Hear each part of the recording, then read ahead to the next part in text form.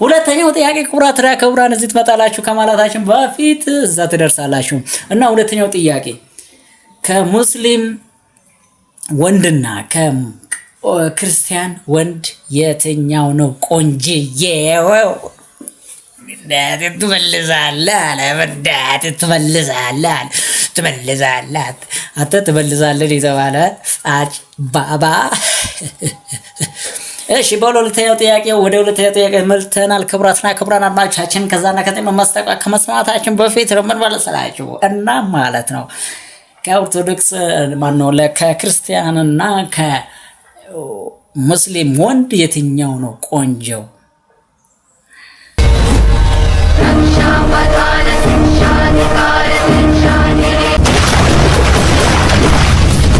የክርስቲያን ወንድ ያምራል።